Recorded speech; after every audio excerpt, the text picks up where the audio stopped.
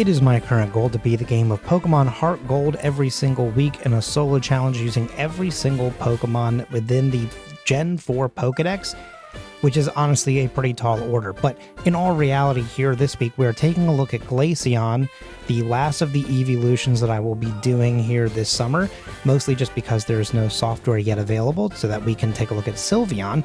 I'm assuming that we'll get to that point at some point, but Scott, who puts out this software for free for all of us creators to use, is not currently in that generation yet. So, you know, we're kind of also at his behest, or perhaps his purview, his grace, really. So thank you to Scott. I have a link in my description to check out his channel, since he gives all these resources for free to creators like myself. So thank you, Scott. But like I said, we're here to take a look at Glaceon. Again, we're back in HeartGold, and we are taking a look at the Ice evolution of Eevee. This is the one that I was really looking forward to. Another one where, like, I think what I was saying last week is I like the aesthetic of Leafeon more. I think there's just something weird about the little bangs that happen on Glaceon. Glaceon almost looks like it belongs in the game Splatoon, which I guess is not necessarily a problem. It just feels like it doesn't belong in this property for some reason. But either way, I am a big fan of ice Pokemon and ice moves, so I'm really stoked to get this run in, despite thinking that Leafeon might have a easier time than Glaceon. I just think that ice sometimes doesn't do great here in this generation. Like, obviously there's going to be some places where it will excel, and most of that will be the champion and of course the 8th gym, both of which are dragon type trainers, and really also the first gym as well, but we'll get back to that in a little bit.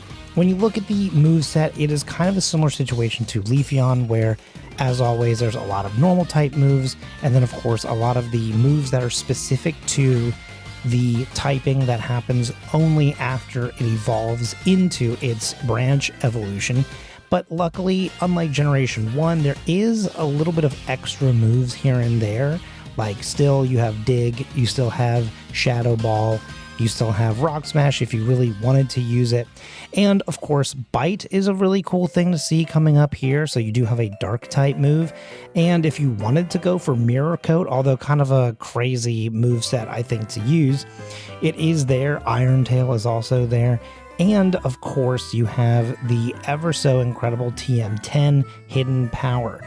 And today I will be using Psychic because that will help counterbalance one of the 3 main issues that Glaceon will go up against, and that is any kind of rock type, any kind of fighting type, and any type of steel type. Most of the time there's not a lot of steel type moves here, and so a lot of the times my ice moves will be mostly just fine, so I feel like I can kind of make by there. And then with the other 2 typings here, Rock is frequently going to also be kind of weak against my ice moves because a lot of them are also ground type pairings, which will kind of, I think, be a benefit to me. And then of course, really when it comes down to it, I feel like fighting type is rough, but then also the fact that, like, with the way that this move is going to work, it's going to be a special type move. And so I feel like Psychic is just something that will kind of give me some type coverage and be good, again, just because of the special attack type move. Ooh, that was harder to say than I thought it would be. And also, when you look at the stats here on the left hand side of the screen, you'll see that special attack is my best feature here, outside of HP, but HP is only barely above. So, you know, while I might be not necessarily tanky, but I just have a lot of energy. Oh, hello. No, you're good. Well, I'll leave that in. That's a fun little thing. I am, in fact, recording this while I am working at a summer camp, a little sleepaway camp that I work at every single summer. So I squirreled myself away in the office to record my voiceover for this video. And I thought the door was locked, actually, and it turns out it was not. So someone just walked right in. That's the joy of, I think, being a content creator on the go, really. Anyway, that's just a fun little bonus fact for you. Once again, this week I did name my rival Carp after my good friend Dark Carp. shout out to him. And already we are now at gym number 1. I last week showed that you do have to go through Bellsprout Tower.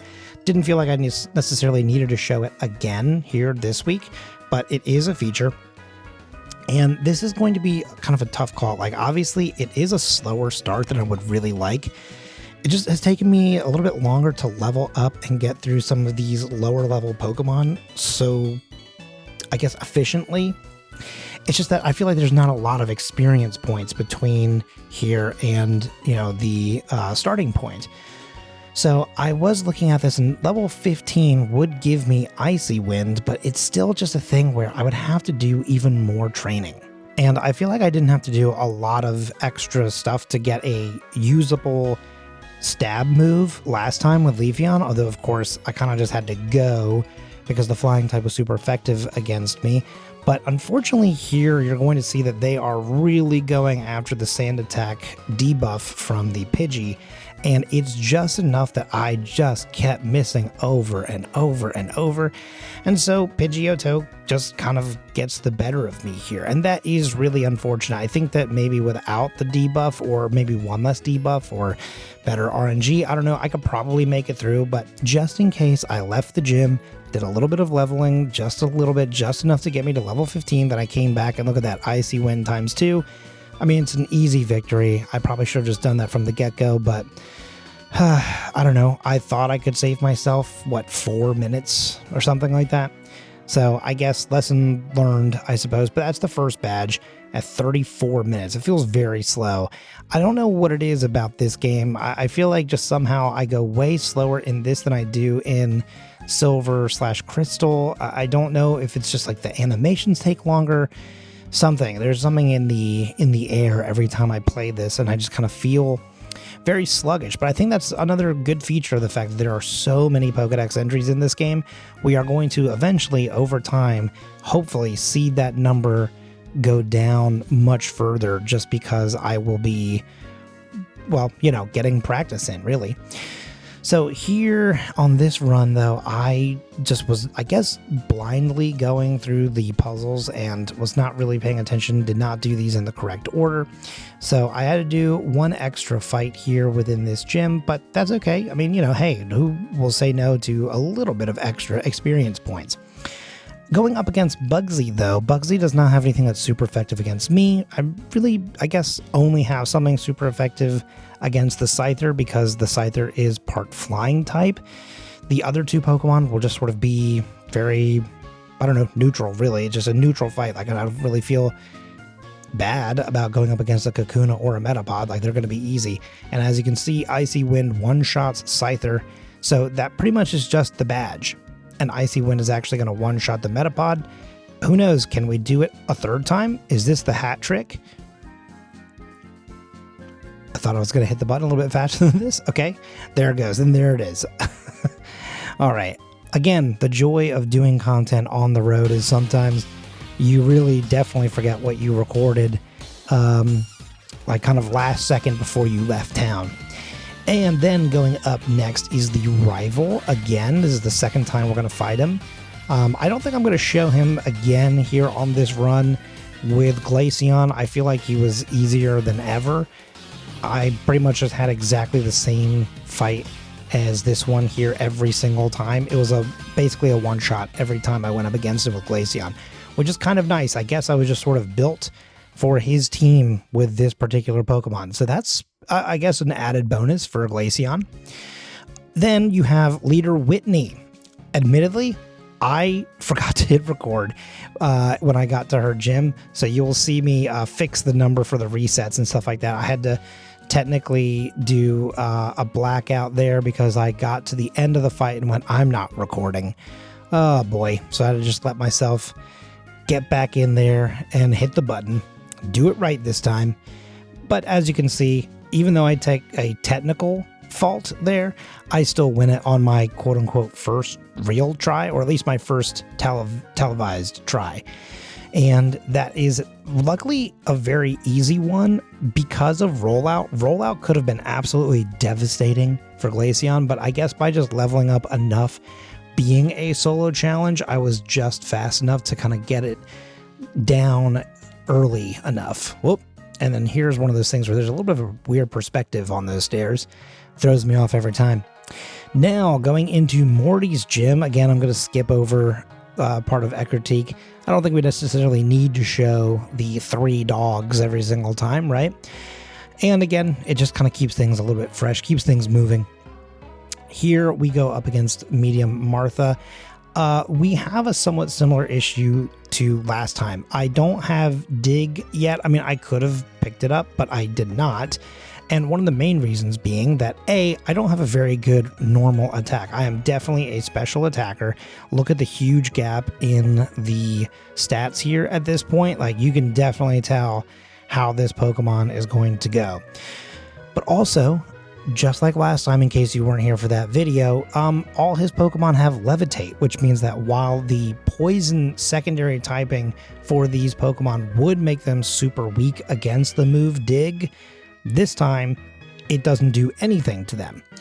Now, going up against this team, it is pretty apparent that my special defense, while it is pretty decent, his Pokemon hit hard, or at the very least the Gengar does, and we are at least having somewhat better luck. He misses there once, and that kind of lets us get through this fight because he mostly just spends the time healing that Gengar, and then halfway through we learn the move Bite. Bite, honestly, if I just gotten a little bit of experience going into this fight one more time and gotten Bite before the Gengar, I think we probably would have just won that on the first try, but I will take 2. That's fine. This is going to be one of the first fights where it's going to seem maybe kind of scary. Again, we have some typing here that is scary. Well, not to use the same word twice, but like I said, I'm working at a summer camp right now. I'm very tired, so hopefully you will bear with me if I repeat myself a couple of times here. But the fighting type move is super effective against me, so I need to make sure that I am outspeeding as much as possible. One of the biggest issues that I do face is just the fact that none of my moves are super strong. I mean, Icy Wind, because of Stab, is now at a power of 82, but it's not necessarily incredible. Luckily, though, it is a special attack, so it's also going to get a boost from that. Ice Shard is a 60 power move, and my attack is 62, basically half of my special. So that is certainly not going to be a great move. I would love to get Ice Beam eventually. That's going to come up somewhat soon. And I actually probably really should have been having put Hidden Power on my learn set already. I'm going to remember that, luckily, in a moment. I do remember that I taught it to myself just before the fight. I almost started this fight without that move, and that would have been maybe okay. I don't know, but we get in there. I remembered last second, and weirdly enough, even with Hidden Power being the psychic type move, we do not one-shot the Poliwrath. I cannot for the life of me figure out why it does not go for Focus Punch. It goes for Body Slam instead. So he does not go for the super effective power move, which I don't know. I can't explain it. I wish I understood his choices better. Then we have flown our way back to Olivine City, and here we have Jasmine. Now, this is one of those fights where I came here to sort of test the waters. I do think it won't be too surprising if we cannot get past this fight, mostly because there's probably no chance at one-shotting the Magnemite with any of my moves. And yeah, as you can see, they're going to get the Paralyze off. That's going to make me go second. Then Steelix gets the Iron Tail. That is definitely a kill. So I just immediately turn around and leave. And I'm going to go ahead and do the first bit of the Team Rocket subplot. That's going to get me a bunch of experience points, and it's going to let me get access to the 7th gym, which will be Pryce's gym. That's the other ice gym here. Not the other ice gym, I just mean the other trainer that has ice Pokemon. Sorry, I should be more specific. But here in Team Rocket's lair, I am going to team up with Lance, give myself a little bit of a bonus of knowing a little bit of his team going into the final fight. Although, spoiler alert, I mean, obviously in real life, I already know this, but you know, my character, my little playable character here is learning something new, I guess, on the spot. And also, as much as I always say, I'm going to skip over the Team Rocket subplot. It's boring, it's whatever. I figured if I don't show Bellsprout Tower, maybe today I would show a little bit of something else, just something to keep it light, keep it fresh, keep it interesting. I hope that it is. So here, though, we go up against Executive Ariana and just some random grunt, a very odd duo, to be sure. I think they probably should have put like Petrol or something like that there. I don't know why they don't do some kind of combo of 2 executives, but they don't. Then here, okay, this is actually, frankly, embarrassing. I have done this puzzle multiple times, but when I got here in the recording session, I do physically remember, I could not remember the correct order of doing things, and I was just sort of wandering around going, what am I supposed to do here? How do I do this? And I don't know why I couldn't see the code in the matrix. It actually is so simple, and yet I just really struggled. And there were, I guess, technically 2 ways to do it, and eventually I got there. Listen, man, I guess at the end of the day, nobody is perfect. I guess no matter how many times you do something, you can still go, wait, what am I doing again? What is this? So now here in Leader Pryce's gym, though, again, we're not really effective against them. They're not really effective against us. This is just going to be kind of, I guess, a little bit of a battle of attrition and just me kind of going after it. And luckily, Piloswine is really the only main concern that I have here, so him going down feels pretty good. And then I'm just going to Hidden Power my way to victory. Unfortunately, Dugong does put itself to sleep with rest, and I used Bite just to kind of lower it down a little bit.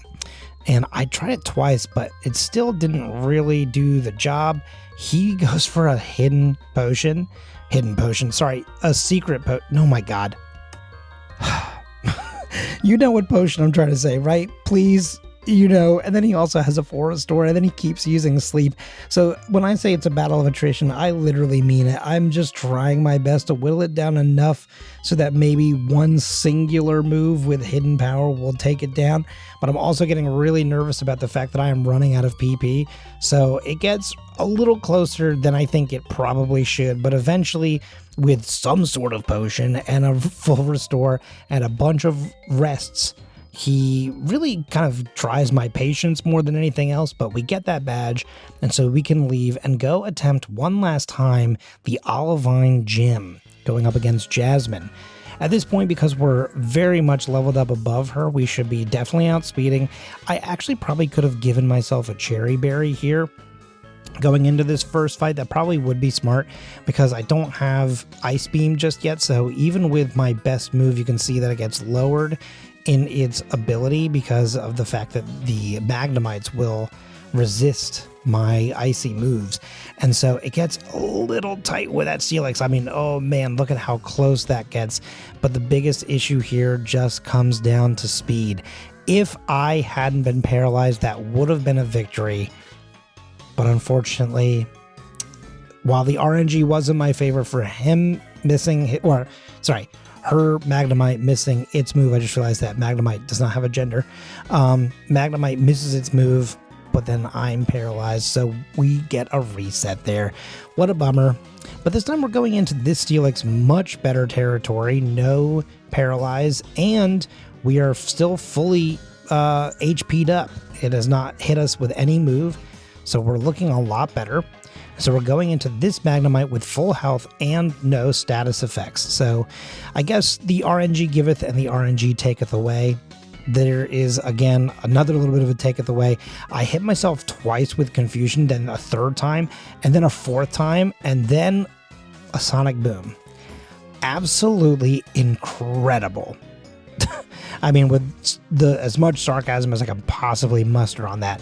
What a absolute, just mind-baffling amount of times for me to hit myself with confusion. It always hits me, but never my enemy. You know what I mean? Like, it's never going in my way. It's always getting in my way, if that makes any sense. But this time around, it just goes a little bit differently. There's no confusion, and while it's still a little sloppier than it could have been in that first run, or second run, I guess, we make it through. we get that 7th badge. Then we go up against Team Rocket again. We do this whole thing with the radio tower. You know the thing. It happens in Goldenrod. It's neither here nor there. Then we get to go up against Leader Clair and her Dragon-type Pokemon. It's basically just a preview to the Elite Four.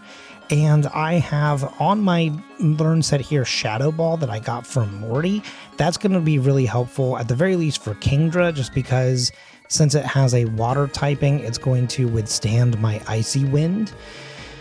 Oh, and then of course I miss, then it gets a Paralyzed, but then finally Icy Wind does make Dragonair fall. I almost said Dragonite. Nope, that's what her cousin has. Then I get that 8th badge, I leave, I go to Indigo Plateau. We're going to heal up, we're going to drop off all of our HM employees. I'm going to teach Ice Beam, and then I'm going to pick up a couple full restores. And then we're going to just sort of slowly make our way up the stairs. I'm going to save the game, and we are going to get after it. 3 hours, 20 minutes in. I feel like really for the most part, we actually have an answer for basically everything here. It's just a matter of, will they have at times the ability to withstand some of these attacks? Because that's really the only time where it's going to get a little concerning. Like a Pokemon like Fortress for Koga is going to be a little bit more scary than anything that Will has, because for Will, my Ice Beam is super effective against 3 of the Pokemon, and then really at the end of the day, Bite and Shadow Ball is super effective against all of them. Although Shadow Ball will obviously be better because my physical attack is, of course, lower than my special attack. So with these sorts of boosts, Shadow Ball is definitely the way to go. With Will out of the way, it is on to the next Elite Four member, and that is going to be Koga, formerly the gym leader in Kanto for Fuchsia City, now turned Elite Four member, the ninja guy. This time his team is a little bit different than what we've been seeing in Pokemon Yellow. There actively is a bunch of poison here, although still like 3/5 bug. But, you know, listen, you win some, you lose some. There's really only one Pokemon that isn't a poison type at all, but again, it feeds into the ninja aesthetic because it has like smoke screen and stuff like that, although it doesn't use it here in this at all, which is fascinating. But I guess Explosion maybe is supposed to potentially give you that same kind of mindset. I really don't know.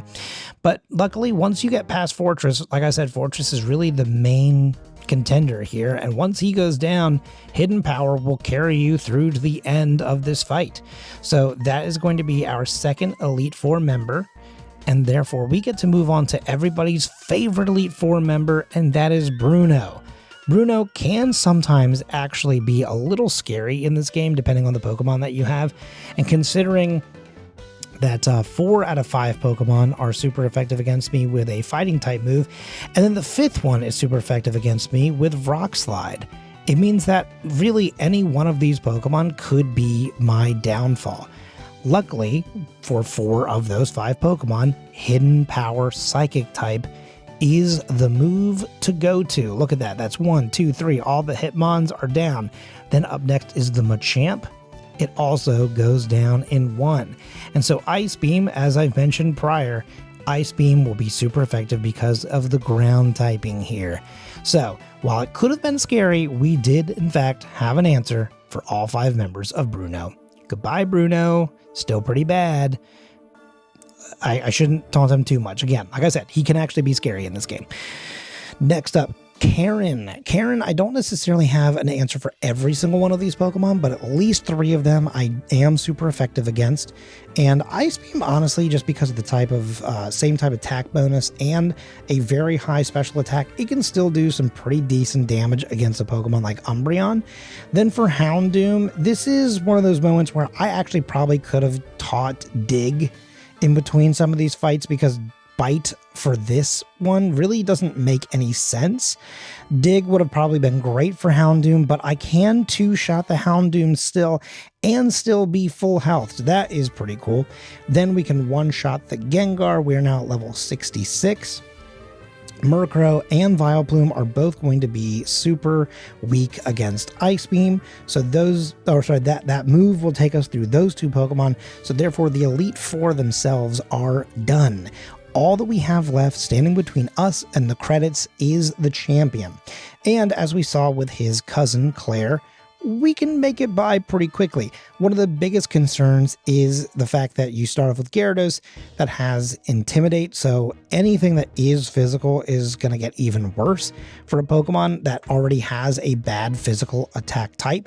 But that's okay because we're mostly going to be relying on Ice Beam for most of the Pokemon here. Shadow Ball, I guess, is going to be the thing that we go for with at least one of these Pokemon. Maybe potentially Charizard. That one's kind of remains to be seen. One of the biggest issues is that, of course, Fire type is super effective against me, but it is also still a Flying type, so there's some weird little interactions on that front. Unfortunately, because we do not make it through Gyarados quickly enough, we are too weak, and so the Aerodactyl that strikes first gets to use Waterfall, and Waterfall takes me down. So I guess we will take care of Charizard once we actually get to it. This time around, though, with Gyarados, I'm just going to go for the Ice Beam, although it does technically resist me with the water typing. Again, the Flying type then kind of neutralizes part of that, and it just sort of makes it somewhat even. The same type attack bonus and the special attack is really kind of carrying us through that interaction. Ice Beam is a critical hit against Charizard, so that is honestly very, very lucky. I really don't know if we should have made it through in one shot, but we do, which is good because it's really the last Pokemon that stands a major chance here against me. These three Dragonites I outspeed, and of course Ice Beam is super effective against them, and so therefore at 3 hours 26 minutes we become a champion with Glaceon, with technically it's 11 total blackouts / resets. The way that this works is that sometimes this game is a little busted, so I don't use the actual save feature. I use a quick save feature just to kind of guarantee that my game will load properly. But, you know, that's all the behind the scenes. Even with exhaustion of teaching at a summer camp and doing all of the technical things that I do on my day-to-day life, I still can make it through and be a champion, and that means that you can too at any time. You just have to set your heart to it. Thank you so much for watching. I hope you've enjoyed the Eeveelution line Summer Spectacular Showdown. I never really came up with a name for this, but I really do hope that you enjoyed going through these Eeveelutions with me. It was a lot of fun, and I look forward to, I guess, taking a look at them again some other day in some other game. But for now, if you made it this far and you enjoyed the video and you're not already subscribed, I would love if you would consider hitting that button. Any kind of interaction that you do with the content of smaller creators like myself, liking, sharing, commenting, subscribing, it really does help us out a lot. So thank you so much for watching. As always, be kind to yourself, be excellent to one another, and I will see you all next week for another solo challenge in Pokemon Yellow.